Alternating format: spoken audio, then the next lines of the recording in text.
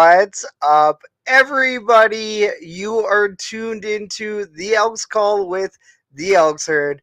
My name is Scout, aka the rep from Section X. And I am Catherine, aka Do You Even Elks? And today, on our special Grey Cup edition of the Elks Call, we have a very special guest who is a Winnipeg sports podcaster. Ladies and gentlemen, it is Ray from Ray and Benny Talk Sports. Ray, how you doing today, man? I'm doing great, man. I'm beaming with that Grey Cup energy, man. I'm happy to be here. Thanks for having me. Oh, no, thanks a ton for joining us. I know we talked a little bit about the weather. I think we want to know what the weather is going to be like in Hamilton this weekend when your Winnipeg Blue Bombers take the field against the Montreal Alouettes. Yeah, you know what? The colder, the better. It's what we wanted in the West Final. Bombers have that kind of team where we like to play bully ball. So the worse the weather is, the muckier, the wetter, the colder, the more we have fun in Winnipeg. So, bring on Mother Nature, bring it on. I did read today that it's supposed to be windy.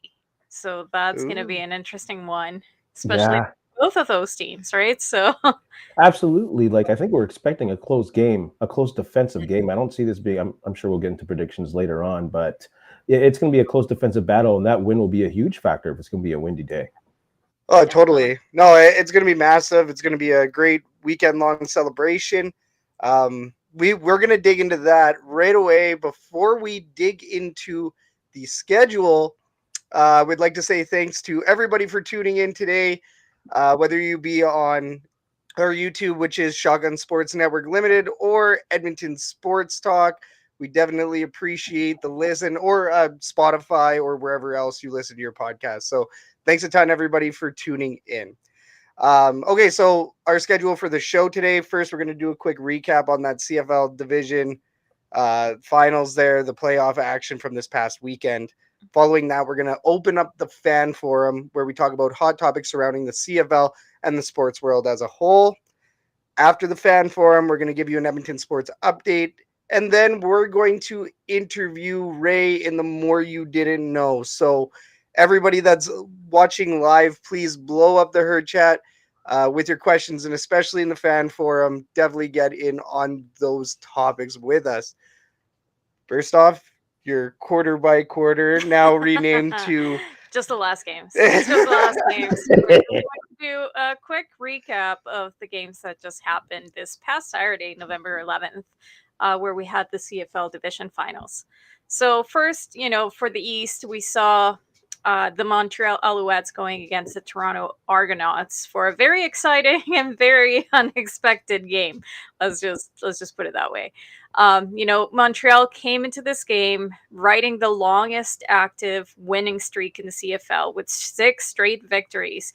And they were, of course, backed by a shutdown defense that kept the Ticats from scoring touchdowns in the Eastern semifinal. So, on the other hand, for the Argos, who hosted the game, we had Chad Kelly, who threw a 46-yard touchdown in last year's Eastern Final against the Elks.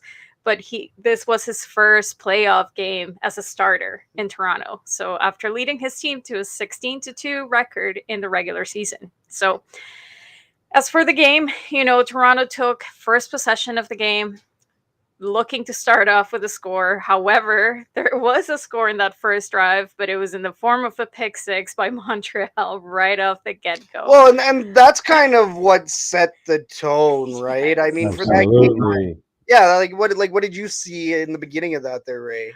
I thought that Toronto was in trouble right off the bat. Because when Benny and I were talking the week before, we're like, the only way Montreal has a shot is if their defense scores. So when that happened, I'm like, this game is different now. Yeah.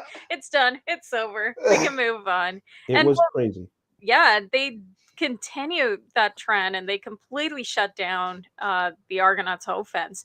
And arguably the best defensive effort from any CFL team in this entire season. It was fantastic. They had 8 turnovers overall, which included 2 pick sixes.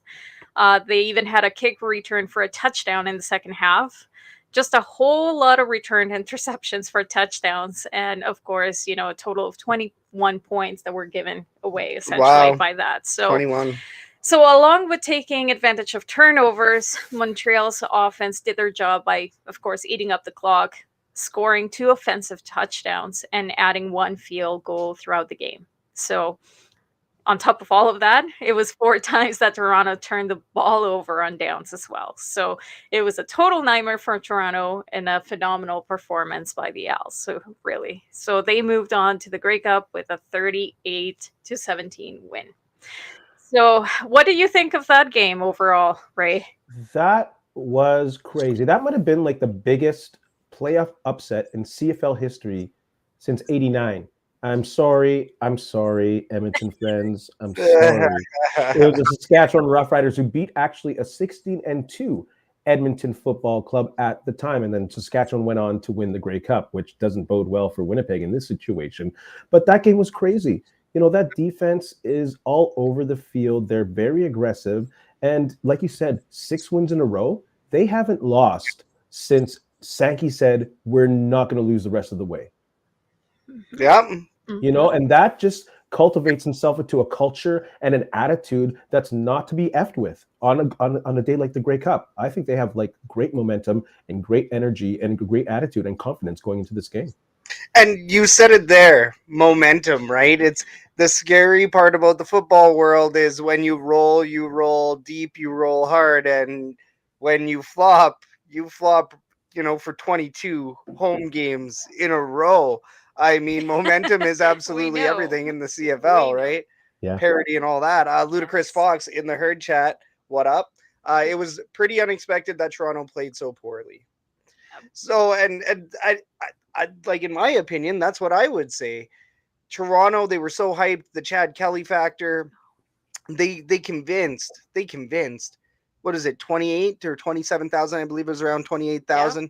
They convinced one of their biggest crowds. Actually, I think their biggest crowd at BMO. I could be wrong about that, but yeah, they're easily. And unfortunately, they let it slip away out of their hands. Chad Kelly, combination of probably a little bit of nerves, but once again, that first interception, that first pick six going the other way, you give it away in that moment, and you kind of lose your confidence. And I think everybody started to see that, and Montreal really feasted on that. And I haven't ever seen that big of an upset in person. You know, watching live on TV, watching something in the CFL like that, where you have a 16-2 team, team that was so absolutely dominant. And Chad Kelly, I've been riding that Chad Kelly train as soon as he won the Grey Cup and went back training the next day. I was like, this guy is going back to the Grey Cup. And I was almost right, except for any given Sunday or any given Saturday. Yeah. He had a bad day. He had a bad game. And team-wise, I mean, sure, there was 21 points that went the other way. So then if we're talking about the score, you're talking about a 17-17 score right now on paper without those interceptions or pick six or, you know, the touchdowns the other way. Yeah, I mean, Montreal's defense won the game for them. Definitely. I completely agree. I mean, and you gotta imagine, you gotta think about it, right? Especially from Chad Kelly's perspective. If I was to put myself in that situation, right? This game is everything, really. If they want to make it to the point where they were last year, where Chad Kelly came in and he just, you know, showed everybody that he was somebody to be, I'm not going to say afraid of, but you know what I mean. But we're talking about a rookie too. This is his rookie season. Well, and that's just as a starter, absolutely. And I think part of the issue with this going into the playoffs is Ryan Dinwiddie sat him on the bench too much. They clinched in September, was it? So, and Dinwiddie was playing sparingly. He probably didn't take a lot of first team snaps as they went on, and that just piles up. That's rust. He had no momentum going into the playoffs, and I think Dinwiddie, as a young coach, kind of made a mistake in managing his roster there. Yeah, I mean, that was something that we had talked about. Should you be sitting Chad Kelly? We knew that we know that Winnipeg fans were really scoffing at it. Rightfully so. And once again, going back to the MOP conversation before we dig into your game, your guys' game there this last weekend. With the MOP conversation, that guy should be playing in every game, unless it's that last game where you're giving him some rest or giving him half a game or a quarter or whatever. Let the backup get some experience, so then your backup, kind of knows what he's doing in case anything happens to the starter. Yeah, so I mean, looking back at it, it probably did bite them in the derriere, right, Ray? I think so. And we saw it in the Bombers as well. They clinched early last year, and they had to sit Zach Collaros. And even with a veteran like that, it's how do you manage those? You don't want to get him injured. At the same time, you don't want to get him cold. It's tough. Yeah. No, it is. He is a rookie, though. And, I mean, he had a hell of a season, that's for sure. Unfortunately, in the last game, he had a bad day. Everybody has one of those. Unfortunately, it was a really bad day in his circumstance. But that's not to say anything about all the accomplishments, everything else that he did throughout the entire season. He was absolutely amazing, and I'm pretty sure that they're just going to come back stronger next season, and I'm excited about that. So, and we do have all the social media reactions, shotgunsportsnetwork.ca. We do have that article up. If you're bored this week going into the Grey Cup, if you want to, drown. No, I mean maybe bask in the tears, shower in the tears, whatever you want to do with those. But yeah, shotgunsportsnetwork.ca. Go over there and check out those articles. There's a lot of reactions, that's for sure. Well, I wasn't watching the game. I did not watch the game live just because I was with my kids at TELUS World of Science. So we were doing sciencey things while Scout was watching the game, and he sent me a message right off the get-go that the Owls got a pick 6. I'm like, whoa, what do you mean? I did not expect that. And throughout the whole game, right, that's how it rolled. Nobody was expecting that. So I am very excited to see them play, the Alouettes play next. Totally. So let's move on to the second game of that day, which was the BC Lions, of course, against the Winnipeg Blue Bombers. The Blue Bombers were the only team with a returning starting quarterback from last year's division final, so Zach Collaros. And then, of course, BC Vernon Adams Jr. That's a mouthful. You did it. That was good. Won his first playoff game last week in the Western semifinal while setting a new team playoff passing record. So we knew that this was going to be an exciting game, of course. The Blue Bombers opened the scoring with a touchdown, and they would not lose the lead for the rest of the game. The Blue Bombers definitely leaned on one of their best players, which is the running back Brady Oliveira, who rushed 21 times and collected 109 yards, and of course the game-opening touchdown that we saw. The Blue Bombers were expected to win this game, of course, as they were successful against the Lions all season. And, they went out and got the job done on the home field. They definitely pulled out all of the tricks, from the defense picking up a struggling offense by sacking and picking off the BC Lions quarterback, to brilliant plays by special teams, to every player on the offense pushing running back Oliveira into the end zone when he needed that. So they first took an 8-point lead into the half and then outscored them again in the second half 6-3. So punching in their ticket to their 4th straight Grey Cup showdown with a 24-13 victory.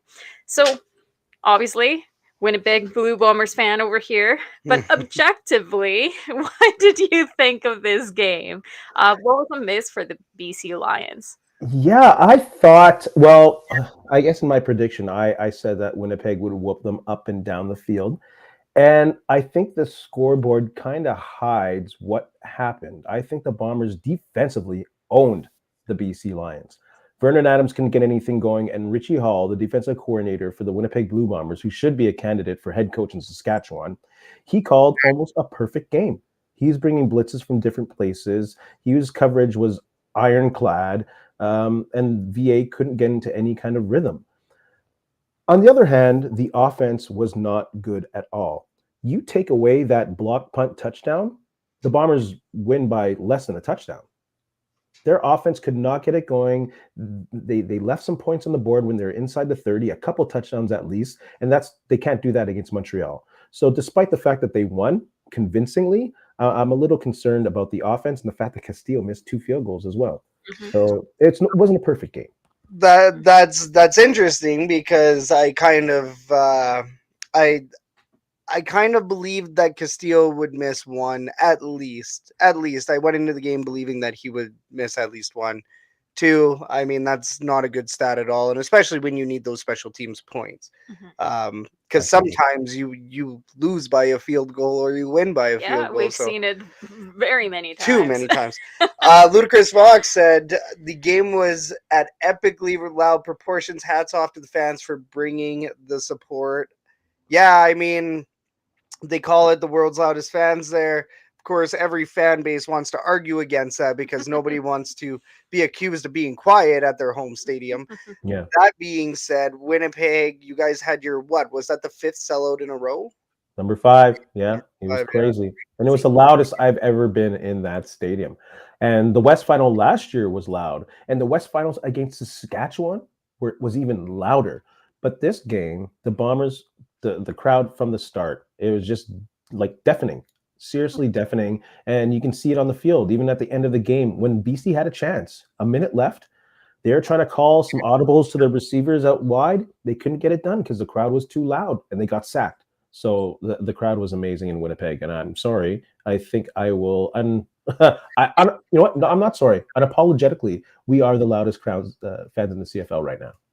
There you go. Love it. I would even argue that they were, probably even louder than those Edmonton Oilers Heritage Classic goals there a little bit ago, a couple of I weeks was gonna ago. say we'll see. With the Montreal horn guy. Yeah. In the Grey Cup, we'll see. Horns aren't allowed. We'll see. we could squeeze Oh that. yes, I heard that. I read that the horns are not allowed. Okay, so to clear up really, really quick. So at a neutral site event, it's a neutral site event. You do not get any of the home luxuries that you get for Montreal because air horns are technically banned everywhere. And if you try to walk into certain stadiums, they'll deny you. Yep. In Montreal, I think this guy, for whatever reason, just has the best free pass ever. I don't know what it is, but Montreal, and everybody loves him for it. Anybody that visits, they hate him for it. So, if they're visiting and he's, sitting a couple rows away from you, just jamming away on that thing. Anyways, where I'm going with this is, no noisemakers, no extra noisemakers. Cowbells are probably going to be like the only noisemaker that is allowed.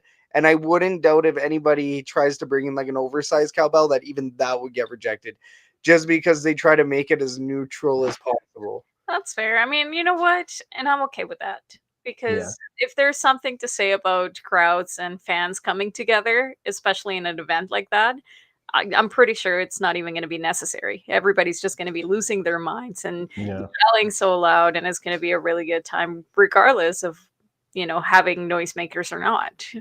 Absolutely. They'll find a noisemaker somewhere. Yeah, I mean, in the NFL, right? They just use their hands, their feet, and their mouths, and that's it. No horns, correct? No horns, ludicrous. I mean, I like them. And I have to like them because I sit beside somebody that blows on that horn all the time. Oi, oi, oi. Yeah, this guy over here. New and improved for 2023, but 2024. Sorry. Yeah, that was like a Frankenstein thing. He grabbed two horns and made it into one. So that's what? Yeah, well, yeah, Snee, that's a little leak, for our brethren down in section X there for 2024. But that being said, I mean, the 110th Grey Cup will happen on Sunday, November 19th at 4 p.m. with the Winnipeg Blue Bombers facing off against the Montreal Alouettes. So, who do you have to win, Ray? Yes. Of course, I'm cheering for the Bombers, but I think looking at these two teams and how they played this year, yes, Montreal's defense is even better than it was earlier on in the year, and the Bombers couldn't score very easily on them. But at the same time, their offense is kind of still the same offense. Their O-line hasn't gotten any better. Their running game isn't consistent, and they weren't able to score a touchdown against the Bombers all year. So I think with that, the Bombers would just be too strong. too experienced. I think the coaching staff is ready to go with Grey Cups. They've been here before, and I think it's the Bombers' game to lose. It'll be a close one, less than a touchdown, I'm sure, but I confidently will think the Bombers will take this Grey Cup. I like it.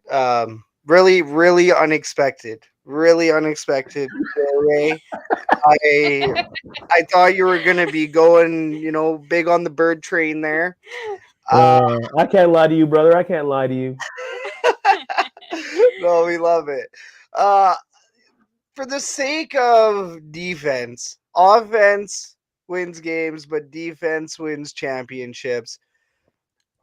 I do believe that the Montreal Alouettes can do this. Will they do it? Well, we're going to have to find out Sunday, but I do think that Montreal can do it. And Toronto kind of proved that, once again, last year, obviously they did do it. They were able to defeat Winnipeg. But this year, Winnipeg's coming back with a chip on their shoulder. And they want to get that Dynasty championship, and they feel like they were robbed last year. So they will be coming in with a lot more passion, I think. And Winnipeg, as an Edmonton Elks fan, as a Double E fan, we should traditionally not cheer Montreal. Traditionally, right? I mean, they're our biggest Grey Cup rival. Yeah, the 70s. That's crazy. Exactly. Well, and yeah, I mean, even any time that we've really linked up, I would say up until like 2020, you would still see the rivalry in the stands. Like, yeah, it's still one of those, and you don't really have that East versus West rivalry too often. The only time you're going to get it is from championship games. So, shouldn't be cheering Alouettes. I think just because I want to see that defense win, I'm going to be cheering Alouettes, but I will gladly message you as soon as the Winnipeg Blue Bombers win and say congratulations if and once they do win. I appreciate it. I mean, for myself, I just want the underdog to win. Really, it's always it's a great story to tell, and they have deserved it. They are, as you said, they have momentum right now, right? So they just had 7 great wins, amazing, just recent win. The other thing to consider is also injuries, right? I know right now the Alouettes are a little bit healthier than the Winnipeg Blue Bombers. 100%. Injury that they had. Weather will take part of it as well. So you just never know how this is going to go. And I think it's going to be a very entertaining game. And as long as everybody has fun. Just kidding. Yeah. Go sports team. Go sports. Yeah, go sports. I don't know. I definitely, I'm hoping for Montreal to kind of pull this off, just because it would be a very amazing win if that's the case. But who knows? You never know. Well, and like I said on the last episode of the Elks Call, the championship pedigree that Winnipeg has cannot be denied. Winnipeg will more than likely win the Grey Cup based on stats. Can the Alouettes defense do it? Once again, like you said, it's Winnipeg's game to lose. As long as they aren't throwing right into the hands of the likes of Sankey and everybody else, as long as Sean Lemon isn't allowed back there too often, certain factors, right? But it'll be a fun matchup. I think that it will be a really good one. And Zach Colaro's going back to Hamilton as well. I think he likes playing in the donut box. He does. So, yeah. Yeah. Yes, it is. You haven't heard one? No, I haven't.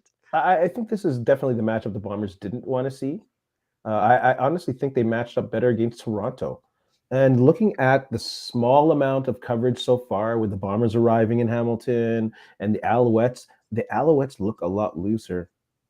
There's a lot of pressure on the Bombers right now. They're the ones that were expected to win by almost everyone. And the Alouettes look loose. Even Jason Moss looks loose. So I look at these little things, and that's not looking good in the Bombers' favor. They look pretty tight right now.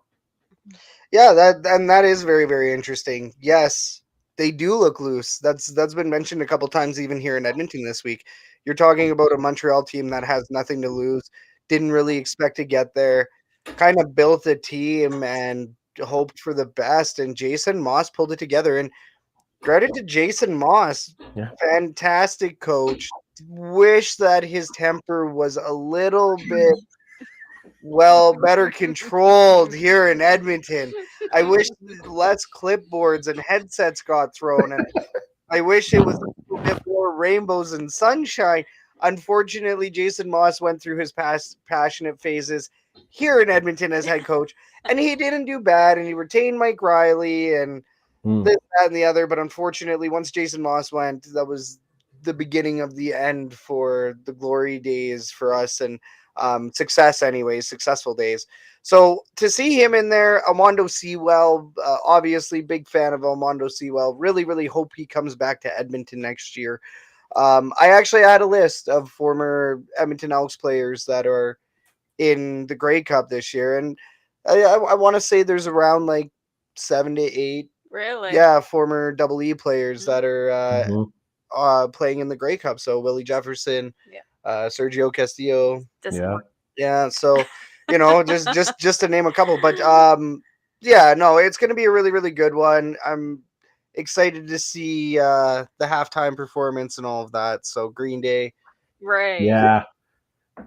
That'll be a good one. But are you a big Green Day fan, Ray? I'm not a huge Green Day fan, but I'm a 90s kid. Like, I'm 90s hip hop all the time. I don't listen to this new garbage. I just have Wu-Tang all the time, 24/7. So I'm of the generation, and I appreciate the Green Day, and I think it's a good call.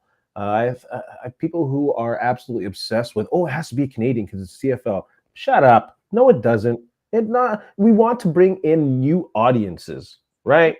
And how do you sell that to Americans on some no-name they've never heard sometimes? So, well, we can't afford Taylor Swift, so we had to settle. No. So let's get Travis Kelce to perform at halftime then. There we go. Now that's what'll get everybody in there. Yeah. Hey, you got NFL fans, plus you got the Swifties coming over. Perfect. Done. Win-win. Yeah. I love it. All righty. All right. So we are going to move on to our favorite segment. We're going to open up the fan forum. So this is a segment called the fan forum where we're going to talk about some hot topics surrounding the CFL and the sports world as a whole. Our live listeners will get to chime in on each topic we discuss. Make sure you comment in the Herd chat as we ask each question, and we'll look at the chat right after we have answered. So let's head right into it. We have 2 topics today. Topic number 1 is the CFL has announced that Saturday playoff games are here to stay, with the Grey Cup being played on the traditional Sunday. Is this the right move, or should the CFL reconsider the Saturday move? The reason why I ask is because when you're playing on Saturday, sure, you're competing with college football down in the States, but you're definitely taking the light away from U Sports. U Sports games are always played on Saturdays, and by doing this, because at one point, Vanier Cup was being played, and then the next day it was Grey Cup, I believe. Yeah. So you used to get like a whole weekend of beautiful Canadian football, junior and collegiate and professional. Now that's changed. So Randy Ambrosie announced that the Saturday playoff games are a huge success. Their viewership was off XYZ. Is this the right move, Ray? What do you think? Yes, absolutely. It's the right move. I think one of the biggest challenges that the CFL has is bringing in a new generation of fans. The CFL has failed to do that for the past 2 decades, and all of those possible fans are just lapping up as much NFL content that they can. So why try and fight the NFL? You can't. They are way far ahead in this marketing game. Like, the CFL can't hold a candle to them. So what do? You take a better day that's available and you play it and you market it as best as you can. And hopefully they don't fail at doing that, because they really do. Like, as much as they're trying this global experiment and as much as they're trying to get on ESPN, they still have to cultivate homemade Canadian fans, and they failed to do that. So I think it's a great move, and I think they should stick to it. Well, they are sticking to it, and I agree that they are. Yeah, And I mean, that's a good point, right? And we've talked about this once again on the Elks Call. We've talked about this with moving away from Sunday games in general. Or sorry, no, they've been moving to Sunday games in the beginning of the season, trying to capture that NFL audience. Once the NFL comes in, they move away from the Sundays. They have more Saturday games, and they've adjusted the schedule. And I think that has worked really, really well. The Grey Cup, traditionally, it's a Sunday game. There's nothing you're going to be able to do about that. The playoff games, I do agree, and especially too because like college football, it's not that big. Like down in the States, NCAA and USA American collegiate football, we don't have nearly as many fans up here as, let's say, down in the States, or the percentage is very, very small. The percentage is actually probably similar to how many U Sports fans we have.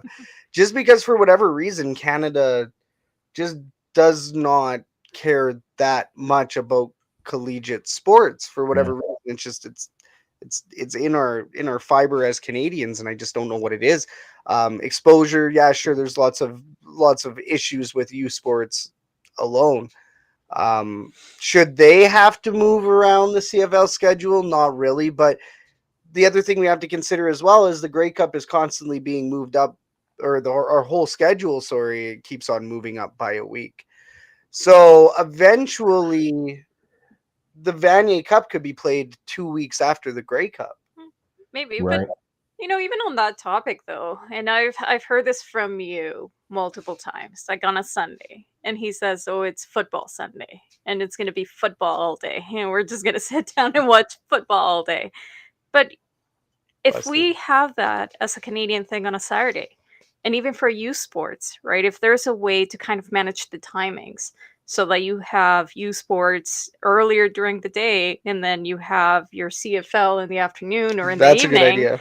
Now you have a full day of Canadian football. Now it's Saturday football here in Canada. Well, interesting. Well, that's what I just did. I just watched the Eastern final, and in between I was watching the U of A Golden Bears game against the UBC Thunderbirds.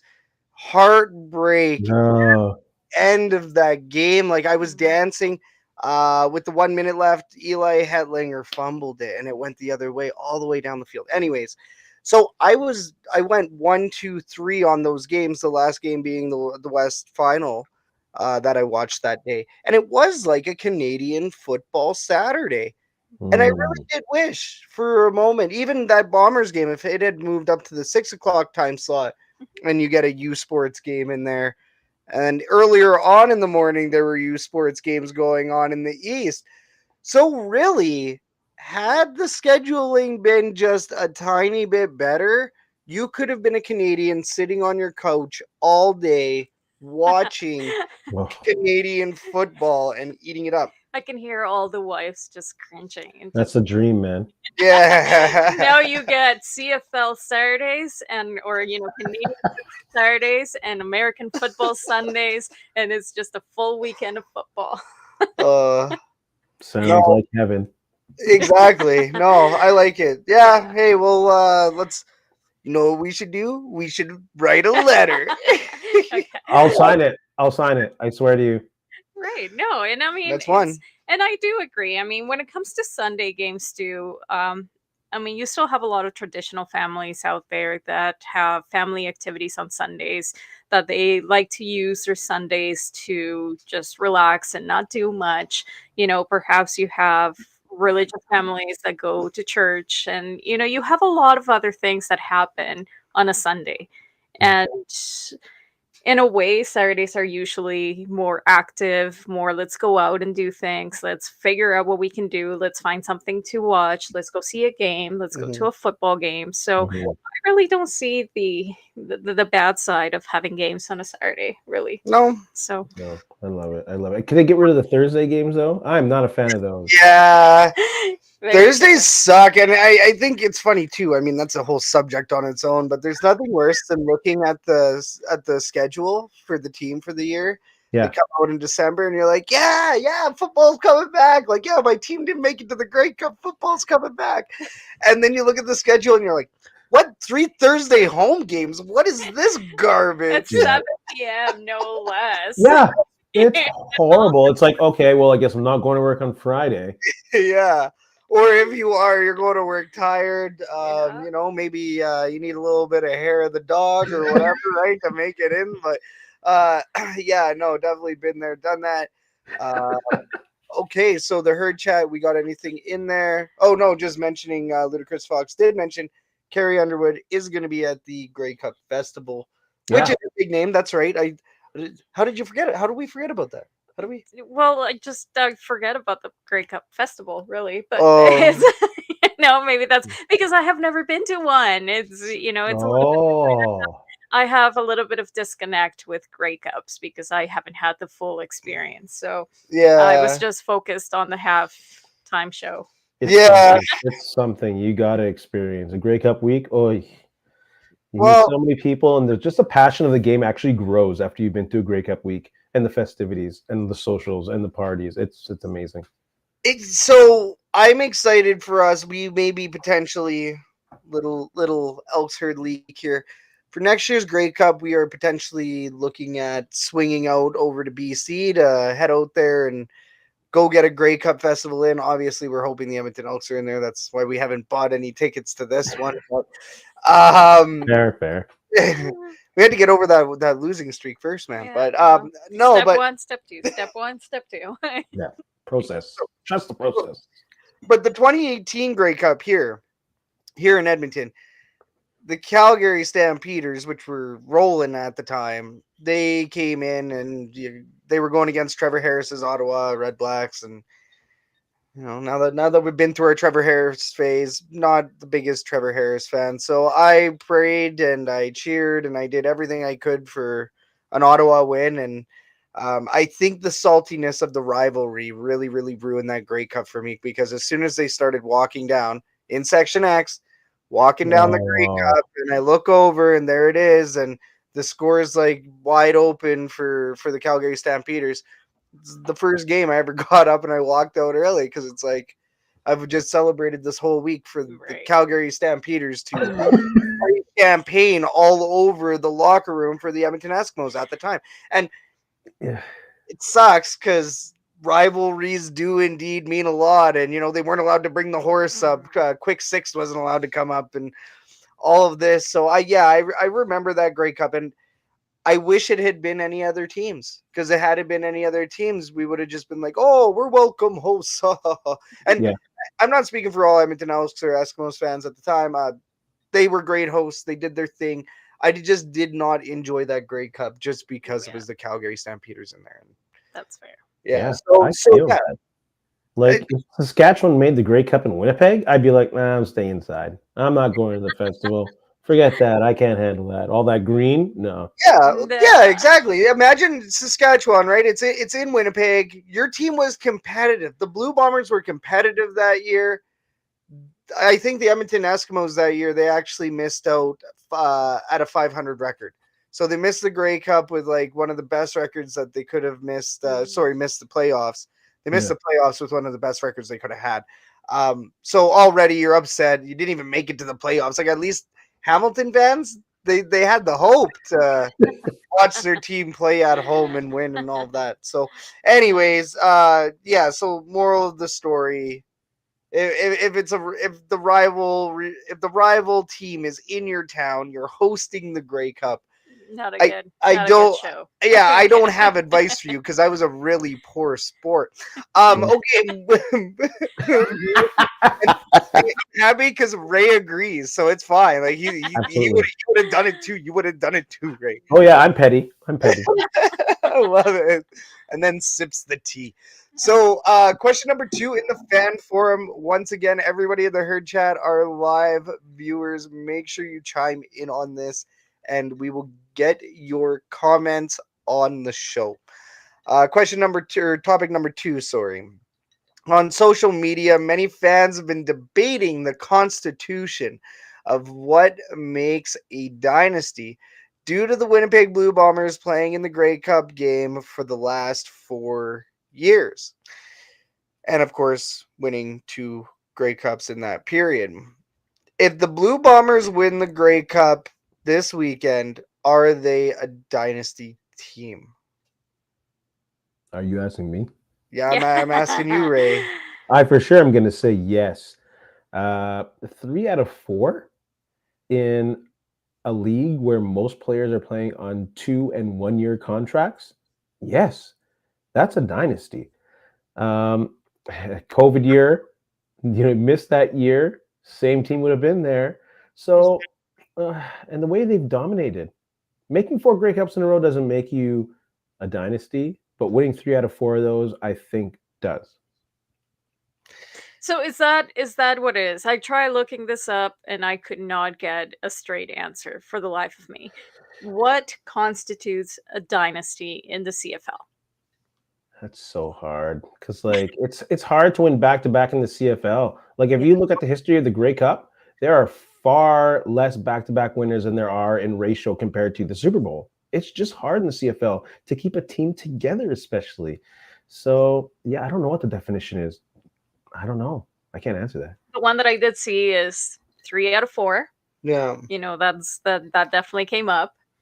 And then the answer was yes, Winnipeg would be considered a dynasty. Yeah, just straight up ask. You can tell people were asking for it, and that was the answer, and nobody really answered my question. But at the end, it's maybe it's just that, right? Like you say, I mean, COVID happened, that didn't count. We can't necessarily take that into consideration. So it's just like back-to-backs, it's like playing 3 years and consecutively. Yeah, and even then, because the Double E back in 2015, they actually had a crack at it. They had a crack, how they did up the roster right and had the right coaches in the right spots, and maybe had somebody other than Stephen McAdoo calling the offensive plays, the McAdoo offense. Anyways, I had to look all of this up because I wanted to know exactly what constitutes a dynasty. 3 championships in 5 years. Oh, it's 5. So it's 3 championships in 5 years. You can go 3 back-to-back. You can go, mix it in however. So really, in my opinion, and I've read up on this a lot. This is something I've thought about for like over 10 years now. Yeah. I'm a Toronto Maple Leafs fan, and there's been Leafs dynasties way back in the day. Yeah. Oh, Ray just wants to like shred me to pieces. No, I have a Leafs jersey in my closet. When the Jets left, that was my team. Really? Oh, no way. Okay. My face was like, damn, man, I feel you. But so yeah, I get it. The eyes are I feel sorry for you eyes. It's not. I feel your pain. Oh, that's what it was a feel. Okay, thank the Lord. Thank you. Okay, no, yeah, man, and I mean, it's been talked about so much on social media lately. We have so many fans in CFL chatter, CFL fans only. Shout out to all those guys on Facebook that are running those groups. They do an amazing job. No doubt. But the problem is that when you have so many people that in those groups with their opinions all blasting at once, and when a hot topic comes up in there, and those groups help us with our topics for our show for sure, just like today, but you all of a sudden have a ton of misinformation going out.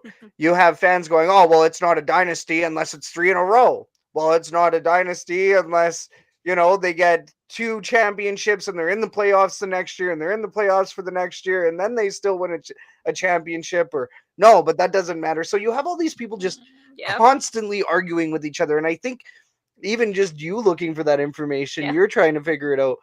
At least you went to Google and not the groups, because you'd be even more confused. I have learned the hard way not to go to Twitter for answers, not to go to Facebook for answers. I will Google it. I mean, last resort, Reddit. Reddit is usually a really good source of information. So that's where I'll go. But Hey, and speaking of which, shout out CFL Reddit. They hit 100K. yeah, That's crazy. Yeah. Wild. Reddit's no joke. People don't joke around on Reddit. Like, no, it's they take it facts. seriously. Yeah. Definitely. Yeah, it's like a message boards, right? It's like your old school forums. It's what forums are now. It's all Reddit. Totally. You know what puzzles me is that mostly when we're talking about dynasty talk, why is it Rough Rider fans who are trying to define dynasties?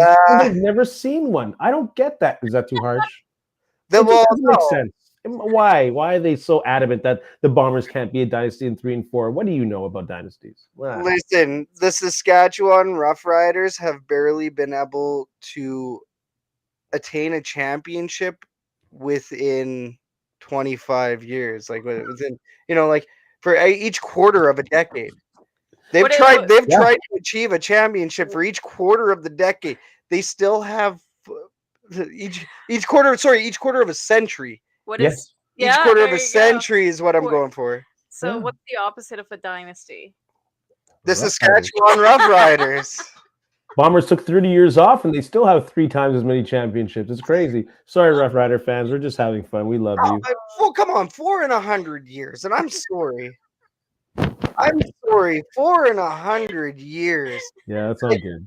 Like one of the only facts that got us through the 22 game home losing streak. At least we aren't Saskatchewan Rough Riders fans, only getting a Grey Cup every 25 years. Oh, that's gotta hurt. Quarter of a century. At least they're consistent. So. Yeah. And then you add the 13th man onto that. Oh, it's just horrible. Just the pain. I shouldn't have brought that up. That's good. We got to bring it up 13 more times. Well, that's real. Yeah. Oh, great reel material for sure. Oh my goodness. But, guys, we are going to go ahead and close the fan forum. Thank you very much, everybody, for participating. That was amazing. And now we are going to get into our Edmonton sports update.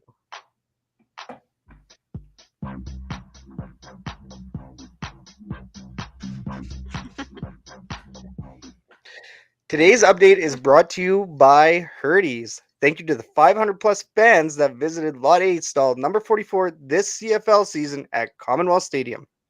Stay locked to the Elks Herd social media accounts for surprise Herdies pop-ups in the off-season.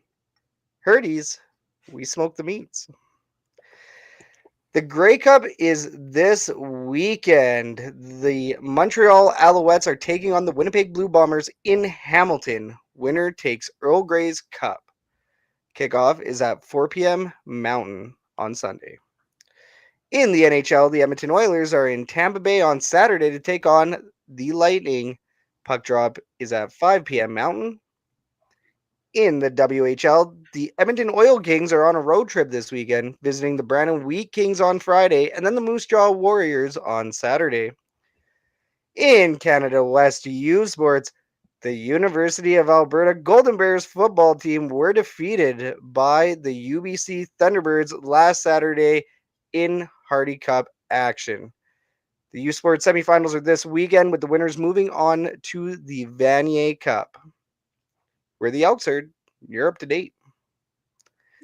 Yay. And then this is our quick commercial break before we get into the more you didn't know.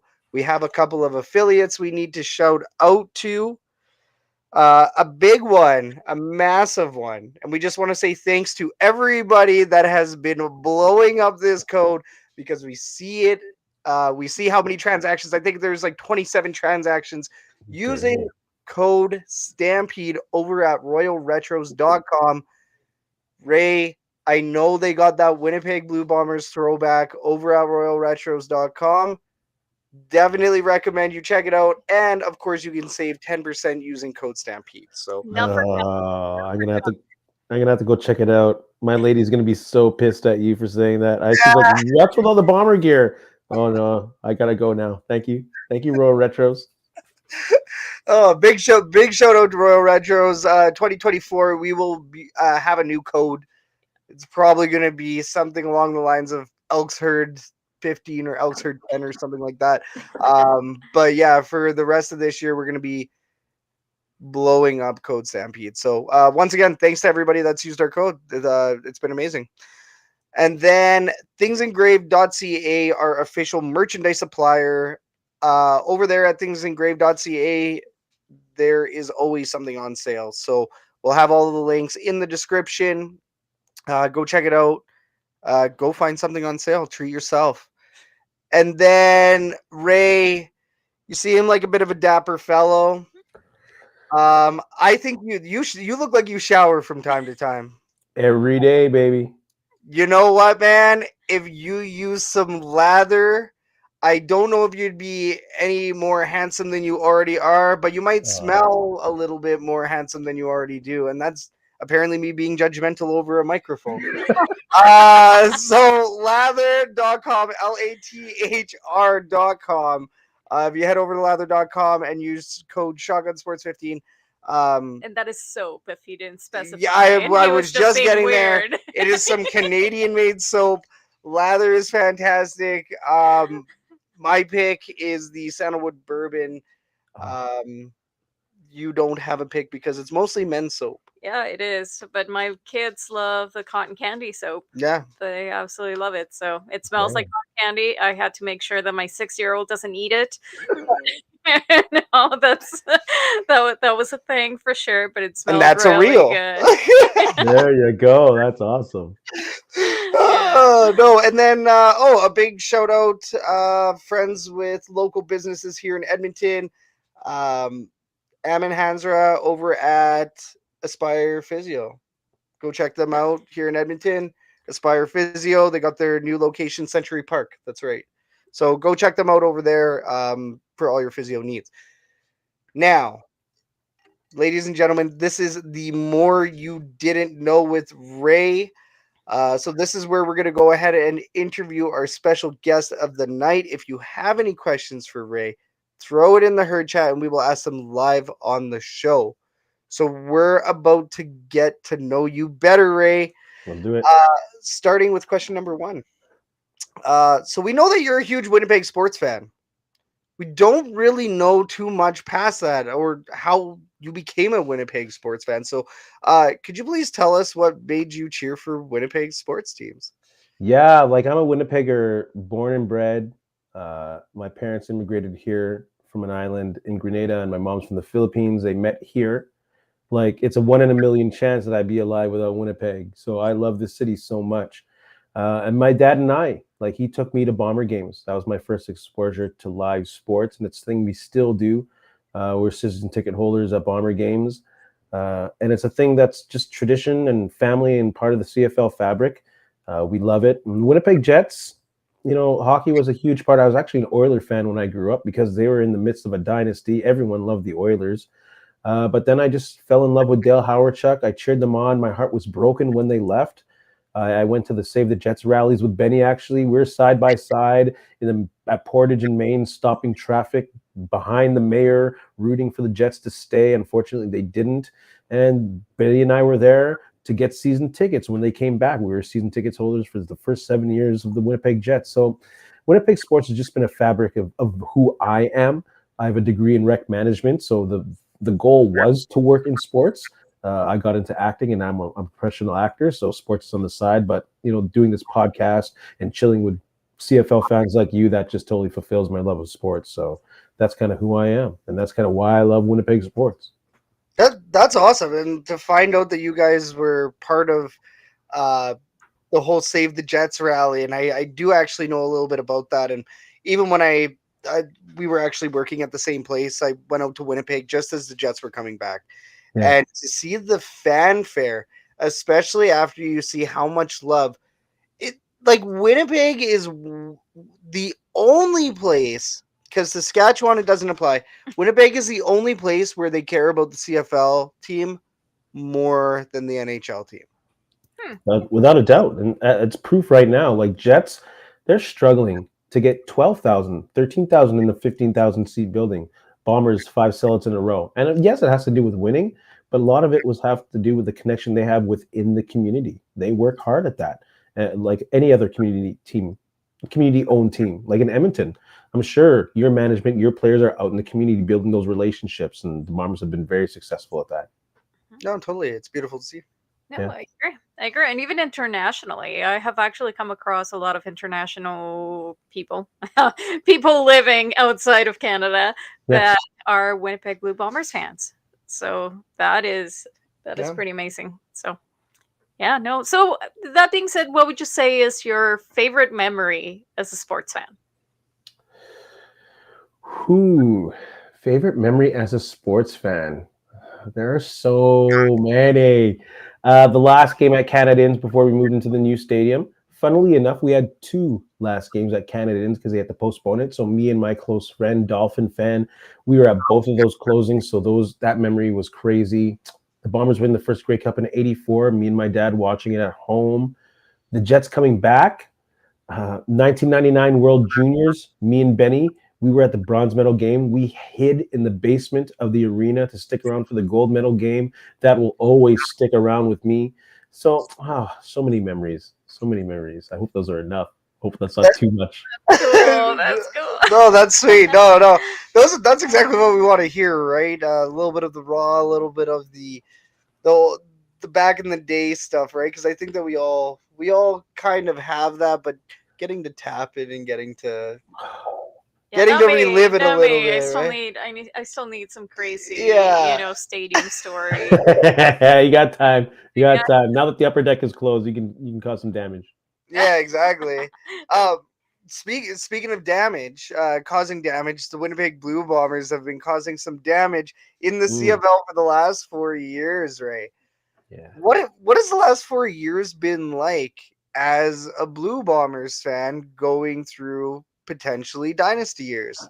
Yeah. First of all, that was an amazing segue. That's a segue king right there. Shout out to the segue.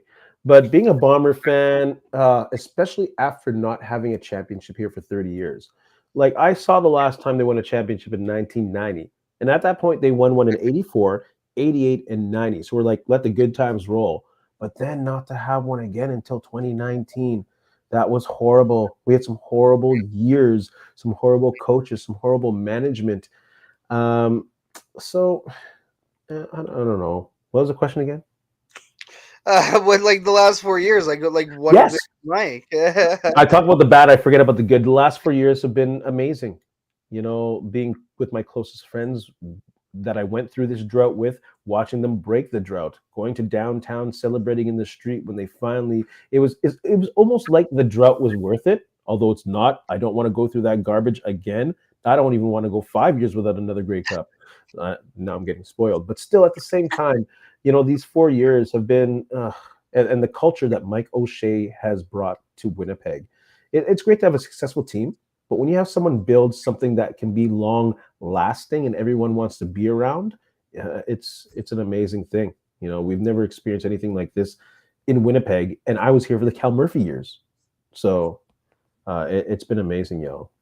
No, and just to kind of relate a little bit, when we were in those years, unfortunately, Catherine missed out in the 2015 years, but when you do feel like you have a successful team, you have the right quarterback in there, a star quarterback, Zach Collaros, he's obviously the man. When you have that kind of quarterback, a leader of men, you have a defense that is basically a brick wall. When you have some of those pieces and you feel that core, successful team, successful fan base feeling, it's amazing. So I'm extremely happy for you guys, and especially too with the drought. That was a massive drought. The guy with the shorts, like he made a bed, right? And he didn't stop wearing shorts for 29 years. Like what? Just you didn't know about that. We'll talk about it after. No, we'll bring it. Okay, no, we got time. So, real quick, there's a guy that made a bet with his friend, I believe, and he said if the Bombers lose this game, I'm not wearing, I'll wear shorts until they win another Grey Cup. Oh no! And the guy wore shorts for 29 years. Winter, everything. In the middle of winter. Middle of winter, Grey Cup game. He was at the Grey Cup game, and they filmed him, and he put pants on. Yeah. He put pants on, like right after the Grey Cup. He went down to the field, and like TSN filmed him. He put his pants on. Wow. At long last, he could finally wear pants after 29 years. That's the dedication that they have over in Winnipeg, right? Absolutely. Great. You guys are great sports fans out there. So, and especially seeing you guys, I will admit, I was really upset that the 29-year drought jokes had to come to an end. We were definitely, it was like our go-to, like Bombers fans would try to be like, how long has it been? 29 years?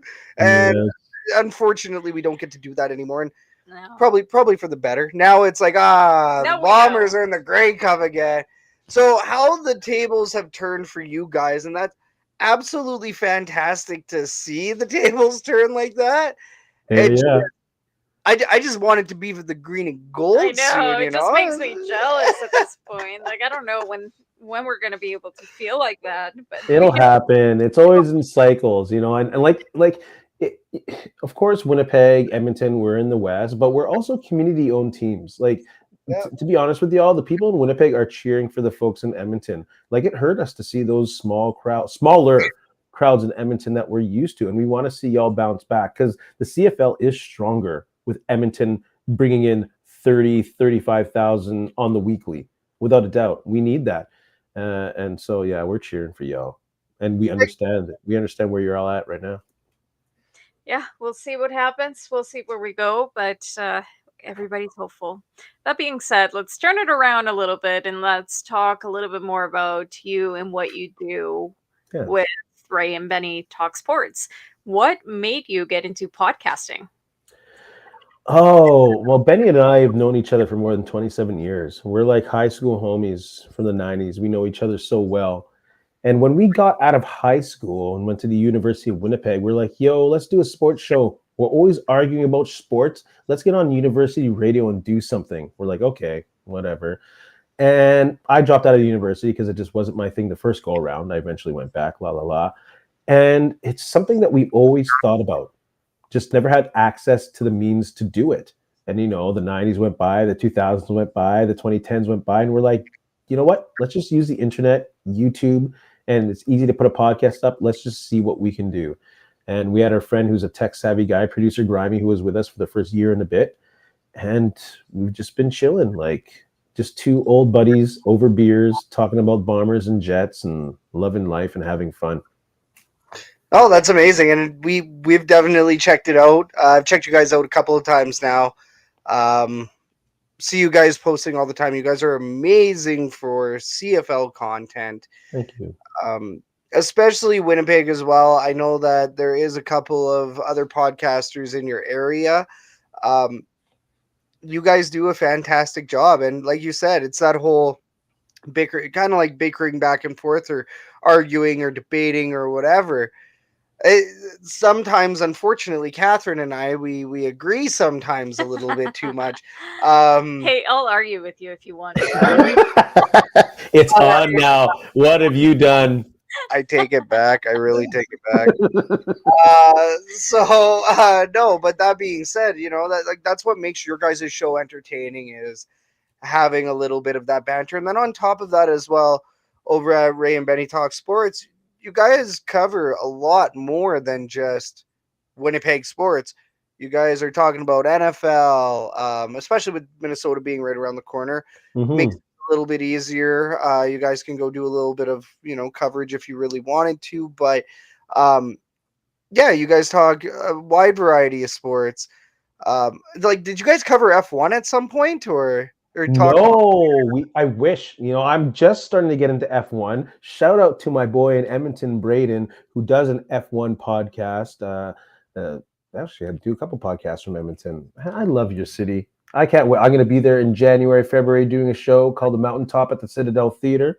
Nice. Yeah. Shout out to my Edmonton friend actors, Braden and John Uliat. They're doing Little Shop of Horrors right now. Yes. Nice. Yes, I wanted to see if I could take the boys to that. It looks absolutely amazing. So it's going to be crazy. Now I don't know what I'm talking about because I'm just sharing my love of Edmonton.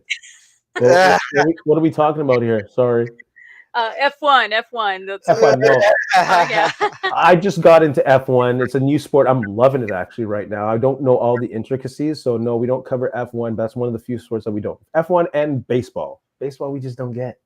Yeah, no, I did notice that. I was asking about F1 because I know that your range is already pretty decent with what you guys do. So I was gonna see, if you're covering F1, then yeah, you guys are covering the full spread, right? But no, that's amazing. It's really cool to see what you guys are doing over there, and especially as well. I went ahead and did the full creep. I checked out all of your stuff from, I want to say, a year and a half ago. Even you guys started up about a year and a half, 2 years on the account, right? Correct? Yeah, absolutely. Okay. Cool, right on. So yeah, I mean, you guys have been doing this for so long. You guys slowly built up your viewer base. You guys have almost 500 subscribers. Make sure everybody, it's at Ray Benny Talk Sports. Can you please give us the full YouTube for that? Oh my goodness, a full YouTube. I don't know what the full YouTube tag, but if you type in Ray and Benny Talk Sports or Ray Benny Sports, it'll shoot you right to our channel. This week has been crazy for growth. Like, we can't thank Bomber and CFL fans enough. It's crazy when you get to Grey Cup week, the amount of passion and viewers that go up.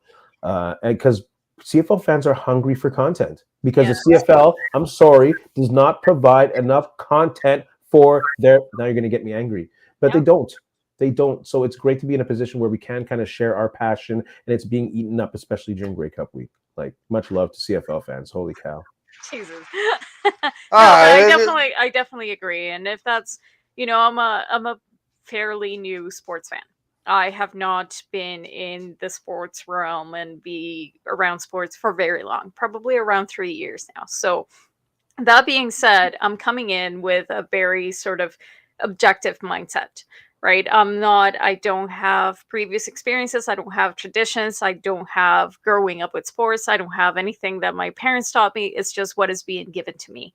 And one thing that I can tell for sure is that fan-sided content is seriously lacking, and that is what people want.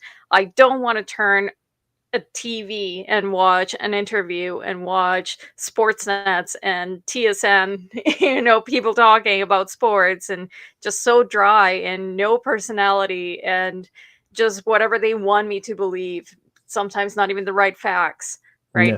What I want to know is the fans. What do they think? What are they looking at? What is their opinions? Let's discuss this. Let's argue about this. Right, and that's what is seriously lacking, especially in the CFL. Yeah, and then once again, that's especially why we wanted to have you on. And we definitely appreciate, like, we try to share, we try to support a lot of what you're doing over there, because once again, everybody's in this together in the CFL content creation world. We're all just trying to bring exposure to our teams and to the CFL. And once again, that's why we do what we do at the Elks Herd. Your logo at Ray and Benny, like, your guys' logo is fantastic. Mimicking little whizzing W. So you guys are just great for the league. Speaking of which, if we need to find you online here, where else can we find you, and what are your other tags? Yeah, we're at Twitter, Instagram, Facebook, Reddit, Discord, and you can find us at Ray Benny Sports, or just Google us, Ray and Benny Sports. And we're the only ones out there. And just right before we let you go, is there any sneak peeks, anything that is coming up for you guys, anything that you guys are working on, anything that you would like to share? Yeah, we got our big Grey Cup preview show going to be released on Friday. We're recording tomorrow. We're like in a frenzy right now, as y'all are, with Grey Cup content, and we're taking advantage of what fans want. We're trying to put content out there. It's a busy week, and then we kind of going to slow it down. Take a breath, because you got to take care of yourself, self-care, take care of that mental health, take care of that physical health, and then we're going to go right into Jet season, because they're rolling right now. I thought y'all wanted to talk maybe some Edmonton Oilers. No? What's the score? What's the score right now? Oh, that will with a new coach. I know. Well, we won the first game with the one. Yeah. But you know what? this will dictate whether I want to talk about the Edmonton Oilers or not. Okay, no, we won't do that tonight. That's fine. I get it. Oh, look at this. Final overtime. Final overtime. Oh. 4-3 Oilers. Look at What? that. Rolling.